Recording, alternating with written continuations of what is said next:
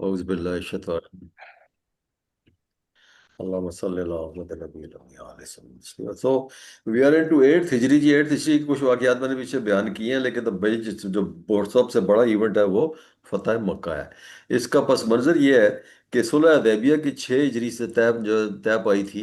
और ये भी तय पाया था कि सुलह नामे के दफात तरफैन के अलीफ कबाइल में पर लागू होंगे। ये जब हम when we try and explain this ना, अब ये हमारा सऊदी अरेबिया के साथ हुआ है ना, कि attack against one will be considered against attack against both. तो यही यहाँ पर ये इसका क्लॉज थी सुलह हदैबिया की, कि अगर किसी एक कबीला जो कि अलाइड है मुसलमानों के साथ, तो अगर उस पर कोई हमला किया जाएगा तो that be considered as an attack against the Muslims. तो यही यहाँ पर भी यही सिचुएशन थी। तो यानी कि किसी कबीले पर ज्यादती खुद उस फरीक से ज्यादती समझी जाएगी। तो सुलह हदैबिया में ऐसा था कि बनु बकर जो था वो कुरैश के साथ अलाइड था।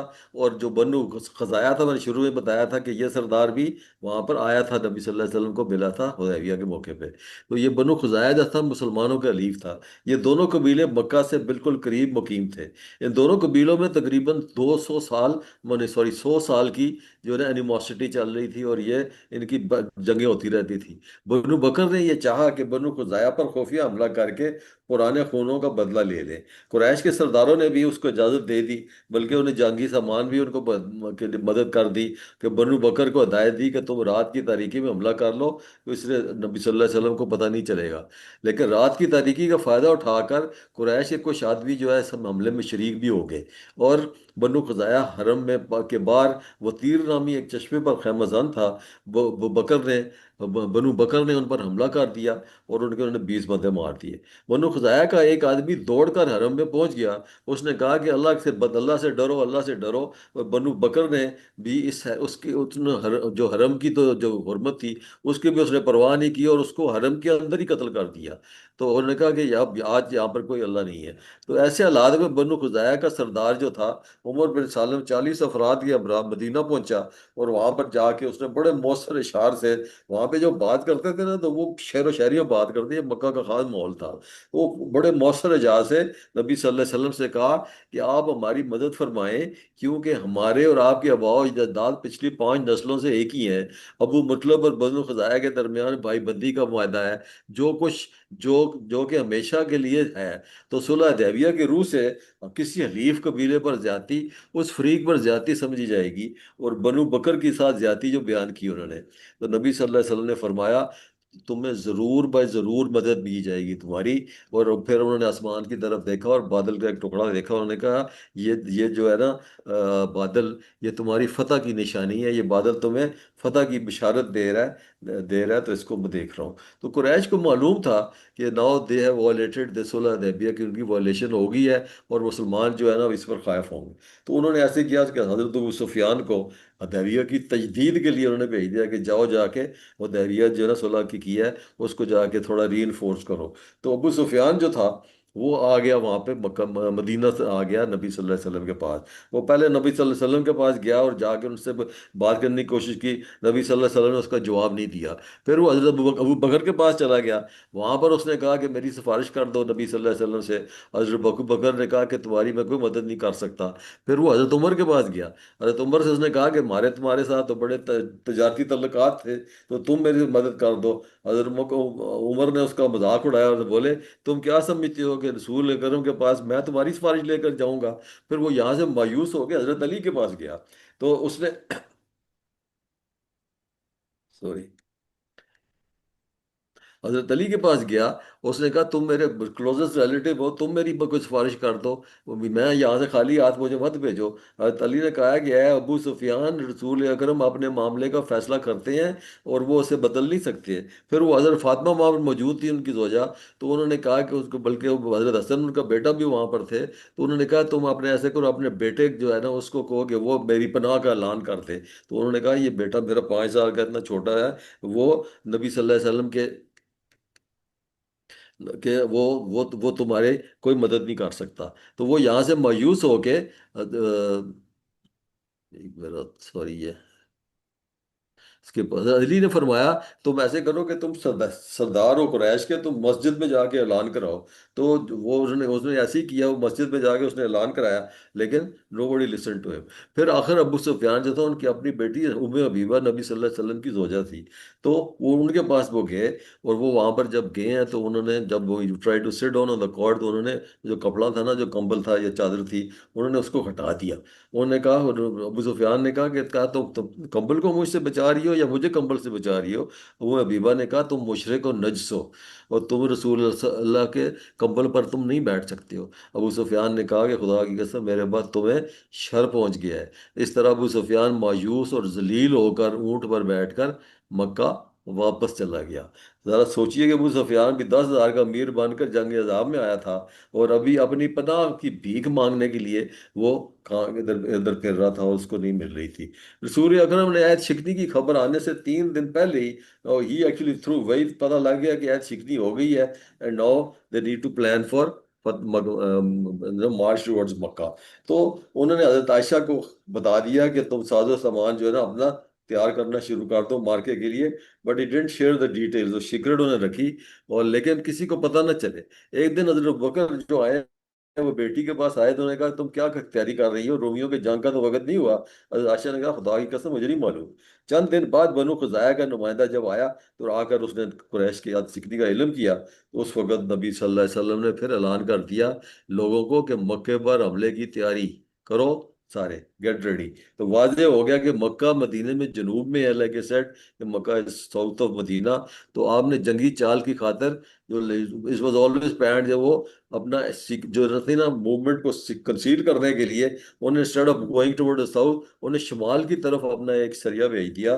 یہ دستہ بھی بعد میں آپ کے ساتھ مکہ میں شامل ہو گیا، اور اسلامی لشکر کا مکہ در روانگی چند دن پہلے آپ نے عام اعلان کر دیا، اور لوگ اس سفر کی تیاری کر رہے۔ اس دوران حضرت حاطب بن ابی تھے، یہ ہی واز اے بدری صحابی تھے، اور وہ قریش سے اس کے ذریعے وہ قریش کو اطلاع بھیجی گئی، تو رسول اکرم نے اس پر حملہ کرنے والی ایک عورت یہ خط اپنے سر کی چوٹی میں چھپا کر مکہ کی طرف روانہ۔ ابو جو حضرت ابی طالب سے ابی حاطب بن ابی تھے نا، وہ بدری صحابی تھے، وہ اپنی فیملی مکہ میں چھوڑ کر آئے ہوئے تھے، تو انہوں نے ایک خط بھیجا اپنی فیملی کو، اور وہ عورت جو تھی the one who was carrying that خط، اس نے اپنے بالوں میں چوٹی میں چھپایا ہوا تھا۔ اللہ تعالیٰ کے نبی کو نے اس کی خبر مل گئی تھرو وہی، تو حضرت علی کو انہوں نے، حضرت مقدار، حضرت زبیر، حضرت ابو برصت غنوی کو اس عورت کو پکڑنے کے لیے بھیجا۔ جب یہ گھوڑا سوار اس عورت کے پاس پہنچے تو اسے کہا کہ تمہارے پاس کوئی خط ہے؟ تو اس نے کہا نہیں میرے پاس کوئی خط نہیں ہے۔ تو انہوں نے کہا کہ رسول اللہ کے نبی جو ہے وہ وہ کبھی جھوٹ نہیں بولتے، اور نہ ہم جھوٹ بول رہے ہیں، تو یہ خط ہمیں دے دو، اگر نہیں دو گی تو ہم تمہیں ننگا کریں گے۔ یہ پختگی دیکھ کر اس عورت نے اپنی چوٹی سے خط نکال کر ان کے حوالے کر دیا۔ یہ خط لے کر نبی صلی اللہ علیہ وسلم کے پاس گئے۔ خط میں حضرت عاتب کی طرف سے قریش کے رسول اکرم کے حملے کی اطلاعات درج تھی۔ رسول اکرم نے حضرت عاتب کو بلا کر پوچھا کہ ایسا تم نے کیوں کیا؟ تو حضرت عاتب کی یمن کا جو تھا، یا غلام تھے، وہ پھر اپنی آزادی انہوں نے خود ہی خرید لی ہوئی تھی۔ حضرت عاتب جو قریشی نہ تھے، ان کی ماں اور بیوی جو بچے تھے وہ مکہ میں رہ گئے تھے۔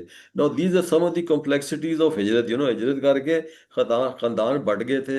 اب نبی صلی اللہ علیہ وسلم کے ساتھ یہ اتنے جو ان کے تھے بڑے لائل فیتھ فل، جو نبی صلی اللہ علیہ وسلم کا ساتھ دینے والے، وہ ہجرت کر کے آگے پیچھے اپنے سارا مال متا بیوی بچے بھی چھوڑ کر آگے ہوئے تھے، and he was one of those. اور پھر ظاہر ہے وہ they used to remain worried about their the well being of their families. تو اسی طرح وہ ان کو چھوڑ کر آئے ہوئے تھے، اور وہ چاہتے تھے کہ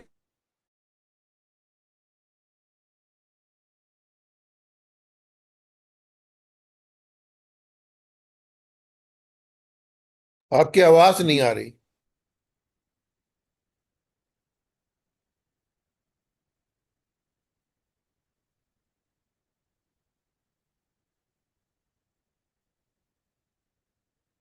آواز نہیں آ رہی ہے بی بی، انسٹیبل ہے آپ کا کنیکشن جو ہے۔ پھر ہاں جی، کیا ادھر تو آ رہی ہے، ہیں؟ سر آپ آ کو رہی ہے جی، بالکل آ رہی ہے۔ آپ کو آواز آ رہی ہے۔ جی ٹھیک ہے، بسم اللہ کریں جی۔ اچھا چلے۔ تو وہ now you talking about this حضرت عاطف یمن، یہ جو جنہوں نے اپنی بیوی بچوں کے لیے خط بھیجا تھا سیکریٹلی، اور وہ خط پکڑا گیا، اور وہ بھی جو جس the one who was carrying it، اس کو وہ خط واپس لے کر آ گیا حضرت علی، اور آگے انہوں نے دیا، تو پھر حضرت نبی صلی اللہ علیہ وسلم نے اس کو بلایا اور اس سے پوچھا، تو انہوں نے کہا کہ تم نے ایسا کیوں کیا؟ تو انہوں نے پھر اپنی سچویشن ایکسپلین کی، انہوں نے کہا خدا کی قسم، میں اور اللہ کے رسول پر مجھے پختہ ایمان ہے، یہ تو مرتد ہوا ہوں، اور نہ مجھ میں کوئی تبدیلی آئی ہے۔ اصل بات یہ ہے کہ میرے اہل و عیال قریش میں پھنسے ہوئے ہیں، میرا کوئی قرابت دار بقا میں نہیں ہے جو ان کی حفاظت کرے، جبکہ دوسرے لوگوں کی قرابت دار بقا میں موجود ہے۔ میں نے اس خط کے ذریعے قریش پر احسان کرنا چاہا کہ وہ میرے بال بچوں کی ذرا حفاظت کر لیں۔ تو this was a reason he give. تو اس پہ حضرت عمر جو تھے وہ فوراً انہوں نے کہا کہ نبی صلی اللہ علیہ وسلم نے کہا کہ مجھے اجازت دے میں اس کی گردن اڑا دوں۔ تو نبی صلی اللہ علیہ وسلم نے کہا یہ منافق ہے اور نہ اس نے کوئی خیانت کی ہے، تو آپ جو ہے نا اس کو، انہوں نے کہا کہ یہ اہل بدر ہے، یہ بدری صحابی ہے، اور بدری کو اللہ نے کیا کہا ہے؟ اللہ تعالیٰ نے اہل بدر کے لیے کہا ہے کہ تم جو چاہو کرو، میں تمہیں بخش دوں گا۔ تو حضرت عمر when he learned this، ان کی آنکھوں میں آنسو آ گئے، اور انہوں نے کہا کہ اللہ اور اس کا رسول بہتر جانتا ہے۔ لیکن however that خط was intercepted، اور مسلمانوں کی جو جنگی تیاریوں کی خبر تھی وہ قریش تک جانے سے پریونٹ ہو گئی۔ تو اسلامی لشکر کی تعداد 10,000 تھی، 10 محرم ہے، 8 ہجری ہے، مکہ کی طرف روانگی ہے، اور ابو رحم غفاری جو تھے ان کو پیچھے انہوں نے مدینہ کا انچارج بنایا، اور اپنے آپ کو now they started to move. اور جافا کے قریب پہنچ کر رسول اکرم نے اپنے چچا حضرت عباس سے ملاقات ہوئی۔ نا حضرت عباس کون ہے؟ جیسے حضرت حمزہ تھے نا، وہ واز بہت ویری ویری اسٹرانگ، اسی طرح حضرت عباس واز آلسو ویری اسٹرانگ، اور ان کے چچا تھے اور بڑے وہ تھے، اور یہ ہجرت کر کے حبشہ چلے گئے تھے، اور وہ جب واپس آئے ہیں تو انہوں نے کہا ہم نے تو ڈبل ہجرت کی ہے۔ تو وہ اپنے اہل عیال کے ساتھ جہاں وہاں پہنچے، ابھی ناؤ ہی واز ڈوئنگ ہجرت to Medina, coming back from Habsha basically.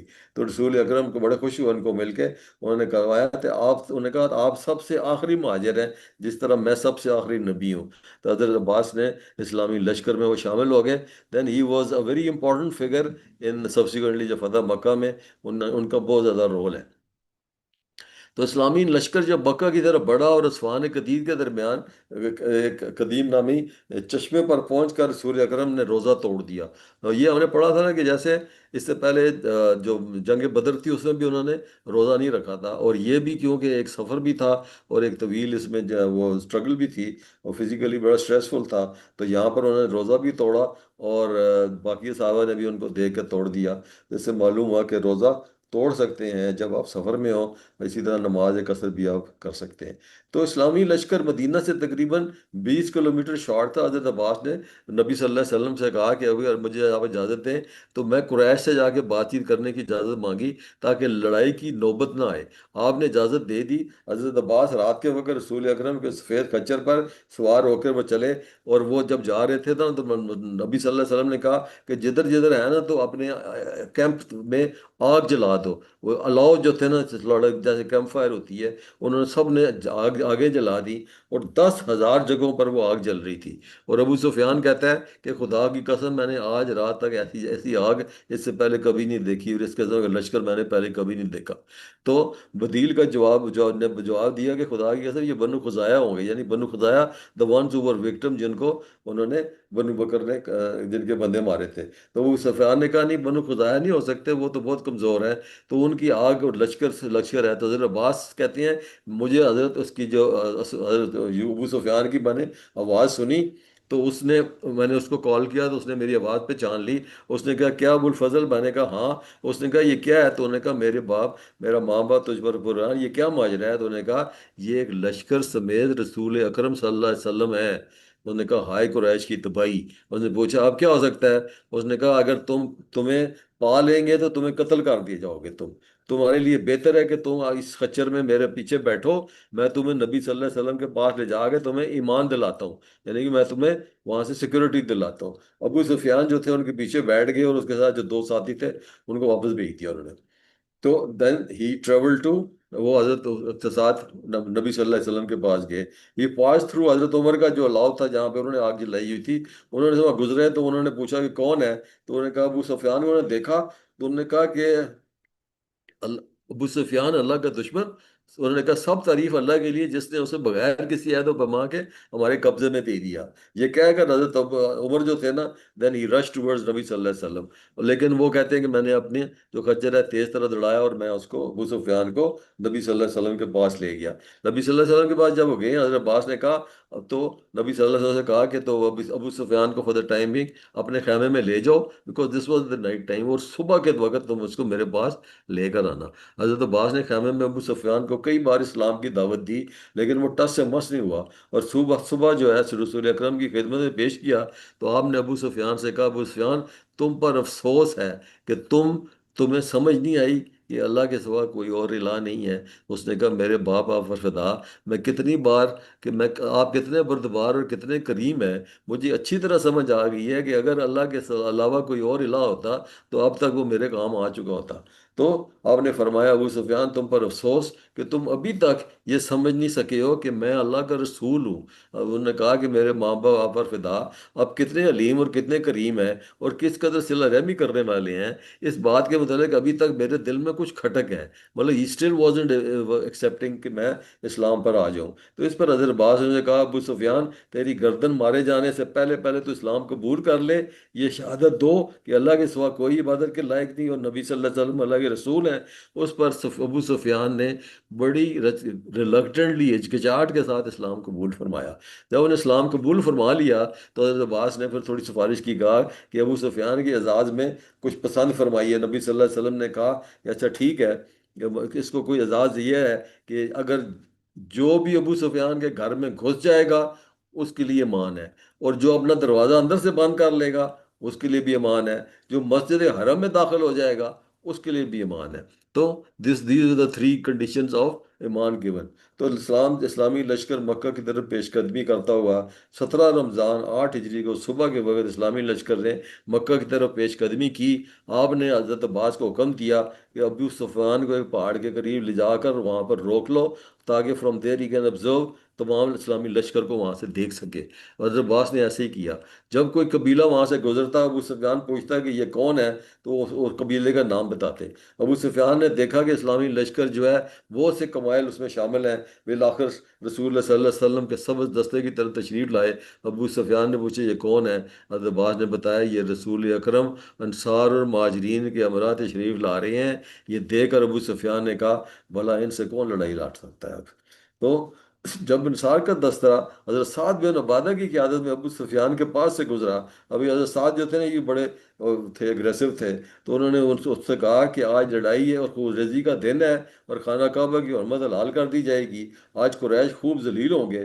مگر جب رسول اکرم وہاں سے گزرے تو ابو سفیان نے شکایت کی کہ یہ سعد یہ ہے یہ کیا کہہ رہا ہے. ابو سفیان نے حضرت سعد کی بات سنائی تو سن کر حضرت عثمان اور حضرت عبد الرحمن بن عوف نے عرض کیا کہ اللہ کے رسول ہم فکر مند ہیں کہ حضرت سعد جو ہے نا قریش میں لڑائی نہ شروع کرا دے. تو اس پر آپ نے فرمایا نہیں بلکہ آج کا دن جو ہے خانہ کعبہ کی تعظیم کی جائے گی. آج کے دن قریش کی عزت بخشی جائے گی. آپ نے حضرت سعد کا جھنڈا لے کر پھر قیس کے حوالے کیا یا کچھ روایت میں ہے کہ شاید حضرت زبیر رضی اللہ عنہ کے حوالے کیا. تو دا بگیسٹ میریکل واز کہ اللہ کی طرف سے یہ ایک میریکل ہے کہ 10,000 کا لشکر قریش کے سر پر پہنچ گیا لیکن انہیں کوئی خبر نہیں ہے. حضرت عباس نے ابو سفیان سے کہا جلدی سے مکہ جاؤ اپنے قوم کو سارے حالات سے آگاہ کرو. ابو سفیان جو ہے نا مکہ پہنچ کر بلند آواز پہ اس نے بایا قریش کے لوگوں حضرت محمد صلی اللہ علیہ وسلم آج بہت بڑا لشکر لے کر پہنچ گئے ہیں. کسی کے پاس ان کے پاس مقابلے کرنے کی طاقت نہیں ہے. تمہارے لیے بہتر ہے کہ تم ایمان کے لیے ابو سفیان کے گھر میں گھس جاؤ. تو انہوں نے کہا کہ تمہارے گھر میں کتنے بندے آ سکتے ہیں. اس نے کہا جو میرے گھر میں نہیں آ سکتے اپنے گھر کے دروازہ سے بند کر لو ایمان ہوگی. مسجد میں داخل حرام میں چلے جاؤ وہاں پر ایمان ہوگی. تو اکثر لوگوں نے اپنے گھروں میں یا مسجد حرام میں ایمان لی. تو ابھی یہاں سے لشکر جو ہے طوا میں انٹر ہوا ہے. حضرت رسول اکرم صلی اللہ علیہ وسلم طوا پہنچے. اللہ تعالیٰ نے عطا کردہ فتح کے باعث آپ نے بے حد انکساری کی وجہ سے سر جھکا لیا. دس ویری ویری امپورٹنٹ کہ اللہ جب آپ کو فکٹری دے رہا ہوتا ہے تو آپ انکساری کے ساتھ اللہ کی شکر کے ساتھ اپنے آپ کو بالکل ہمبل طریقے سے جھکا دیتے ہیں. وہاں پر وہ چیسٹ آؤٹ کر کے کوئی وکٹری سائن وائن نہیں بنا رہے تھے. وہ اتنے ہی واز سو مطلب deeply in that state of humility کہ ان کا جب داڑھی مبارک کے بال تھے نا وہ کجاوے کی لکڑی سے ٹچ کر رہے تھے. یہاں آپ نے لشکر کی کئی حصوں میں انہوں نے تقسیم کیا. خالد ولید کو انہوں نے رائٹ پر رکھا اور اس کے ساتھ کچھ قبائل تھے. زبیر کو اپنے لیفٹ پہ رکھا، ان کے ساتھ بھی کوئی قبائل تھے.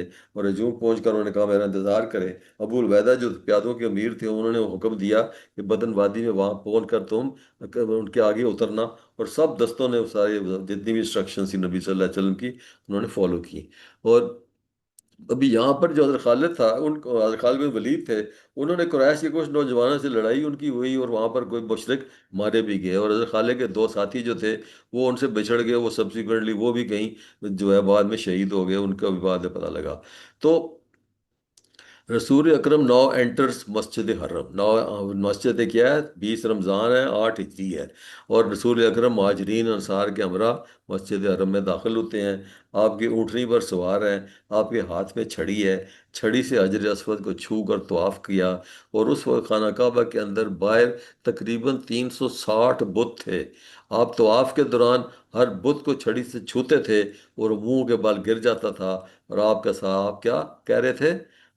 وَقُلْ جَاءَ الْحَقُّ وَزَهَقَ الْبَاطِلُ إِنَّ الْبَاطِلَ كَانَ زَهُوقًا. اور آپ صلی اللہ علیہ وسلم اعلان کر دیجئے کہ حق آ گیا اور ان الباطل کان زهوقا، اور باطل مٹ گیا اور باطل تھا ہی مٹنے کے لیے. اور یہ ابھی یہ جو آیت ہے نا یہ کب نازل ہوئی تھی؟ یہ ایکچولی حبشہ کے موقع میں نازل ہوئی تھی. جو اس میں جو نبی صلی اللہ علیہ وسلم پڑھ رہے تھے یہ اعلان اس وقت کیا گیا تھا جب مسلمانوں کی ایک بہت بڑی تعداد چھوڑ کر حبشہ پر پناہ گزین تھی. اور باقی مسلمان جو تھے نا بہت بے کسی اور مظلومی حالت میں تھے. اور مکہ کے اطراف میں جتنا بھی تھا نا ہر وقت ان کو جان کا خطرہ بڑھا رہتا تھا. تو اس وقت بظاہر باطل ہی کا غلبہ تھا، غلبہ حق کا اثار کہیں دور نظر نہیں آ رہے تھے. لیکن اللہ سبحانہ تعالیٰ نے کیا کہہ رہا تھا؟ وَقُلْ جَاءَ الْحَقُّ وَحَقَّ الْبَاطِلُ. حکم دیا کہ تم صاف صاف ان باطل پرستوں کو بتا دو کہ باطل حق آ گیا اور باطل مٹ گیا ہے. اور ایسے وقت میں یہ عجیب اعلان جو تھا نا انہوں نے لوگوں کو تھوڑا سا مذاق اڑا دیا. لیکن ایگزیکٹلی 9 years آفٹر جب یہاں پہ آئے ہیں نبی صلی اللہ علیہ وسلم شہر مکہ میں فاتح کی حیثیت سے داخل ہو رہے ہیں. آپ نے کعبے میں جا کر اس باطل کو مٹا دیا جو 360 بتوں کی صورت میں وہاں سجے ہوئے تھے. بخاری عبداللہ بن مسعود بس بیان کرتے ہیں کہ فتح مکہ کے دن نبی صلی اللہ علیہ وسلم کعبہ کے بتوں پر ضرب لگا رہے تھے اور آپ کی زبان میں یہ الفاظ جاری تھے. سورہ سبا کے وال ہے قل جاء الحق کو کہہ دیجئے کہ حق آ گا وما یعبد الباطل باطلو، اور باطل نہ ابتدا کرتا ہے وما یعبدو، اور نہ وہ پھیر کر لاتا ہے. تو چونکہ آپ کی حالت احرام میں نہ تھے اس وقت صرف طواف ہی کیا. پھر آپ نے حضرت عثمان بن طلحہ کو بلا کر خانہ کعبہ کی چابی لی اور اپنے دست مبارک سے خانہ کعبہ کھولا. آپ نے خانہ کعبہ کے اندر تشریف لے گئے. وہاں پر فرشتوں کی تصویریں لگی ہوئی تھیں، حضرت ابراہیم کی تصویریں، حضرت اسماعیل کی تصویریں. ان کے ہاتھوں میں فال گری کے تیر تھے. یہ دیکھ کر آپ نے فرمایا کہ اللہ ان مشرکین کو ہلاک کر دے. اللہ کی قسم ان دونوں پیغمبروں نے کبھی فال کے تیر استعمال نہیں کیے تھے. اور پھر وہاں پر یہ آیت سورہ ال عمران کے اللہ نے پڑھا، نبی نے پڑھا ما کان ابراہیم یہودیا و نصرانیا ولکن کان حنیفا مسلما. نہیں تھے ابراہیم یہودی نہ عیسائی، لیکن وہ کیا تھے؟ حنیفاً مسلمہ، یعنی کہ وہ خالص یکسو مسلمان تھے. وما کان من المشرکین، اور مشرکینوں میں سے نہیں تھے. حضرت اسامہ حضرت بلال آپ کے ساتھ خانہ کعبہ کے اندر گئے. آپ نے کعبہ کا دروازہ بند کیا، دروازے کے مقابل آپ نے دیوار کی طرف رخ کر کے نماز ادا کی. خانہ کعبہ کی تمام گوشوں میں چکر لگا کر وہاں تکبیر و توحید کے کلمات کے. اس کے بعد آپ نے خانہ کعبہ کا دروازہ کھولا. دروازے میں کھڑے ہو کے انہوں نے مختصر سا خطاب کیا لا الہ الا اللہ، اللہ کے سوا کوئی معبود نہیں. وحدہ، وہ تنہا، وہ حق ہے، وہ تنہا ہے. صدق وعدہ نصر عبدہ وہزم الاحزاب وحدہ، یہ اس کا کوئی شریک نہیں ہے. اس نے اپنا وعدہ سچ کر دکھایا، اپنے بندوں کی مدد کی اور تنہا ساری فوجوں کو شکست دی. پھر آپ نے فرمایا آج جاہلیت کے زمانے کے سب اعزاز ختم ہو گئے ہیں سوائے کلید برادری اور حاجیوں کو پانی پلانے کے علاوہ. یہ سب باقی جتنے بھی پریکٹسز تھیں دے آل سیز ہیئر فرد. پھر قریش کے لوگوں کا اے قریش کے لوگوں، اللہ تعالیٰ نے جہالت کے زمانے میں تکبر اور فخر کے جو طریقے تھے وہ ختم کر دیے. سارے لوگ آدم ہی سے ہیں، آدم مٹی میں سے تھا، تم سب سے زیادہ باعزت وہ ہے جو تقوی میں سب سے زیادہ ہو. اور سورہ الحجرات کی آیت تلاوت کی، یا ایھا الناس، اے لوگو، انا خلقناکم من ذکر والانثی، اور ایک مرد اور ایک عورت کو سے پیدا کیا ہے تم سب کو، وجعلناکم شعوبا، وجعلناکم شعوبا وقبائل لتعارفوا، تمہیں تمہارے خاندان اور قبیلے بنائے کس تاکہ لا لتعارفوا، تاکہ تم ایک دوسرے سے تعارف کر سکتے، پہچان سکو. ان اکرم عند اللہ اتقاکم، تم میں سے کریم وہ کون ہے، عزت والا کون ہے، عند اللہ اتقاکم، جو تم سے زیادہ پرہیزگار ہو، تقوی والا ہو. ان اللہ علیم خبیر، بے شک اللہ علیم اور خبیر ہے. تو مسجد حرام سے بھری ہوئی تھی، اور بندوں سے، لوگوں سے بھری ہوئی تھی. وہ انتظار کر رہے تھے کہ ابھی فتح عظیم رسول اکرم ان کے ساتھ کیا سلوک کرنے والے ہیں، جو قریش والے تھے. آپ نے فرمایا، قریش کے لوگوں تمہارا کیا خیال ہے، میں تمہارے ساتھ کیا سلوک کروں. لوگوں نے کہا کہ اچھا، ہم تو اچھا ایکسپیکٹ کر رہے ہیں، یعنی کہ آپ تو کریم ہیں اور آپ کریم بھائی کے بیٹے ہیں. تو اس پر آپ نے فرمایا، آج میں تم سے وہی بات کہوں کہ یوسف علیہ السلام نے اپنے بھائیوں کو کہی تھی، جب مصر میں جب وہ آئے تھے. تو انہوں نے کیا کہا تھا، یہ آیت اس میں نازل ہوئی.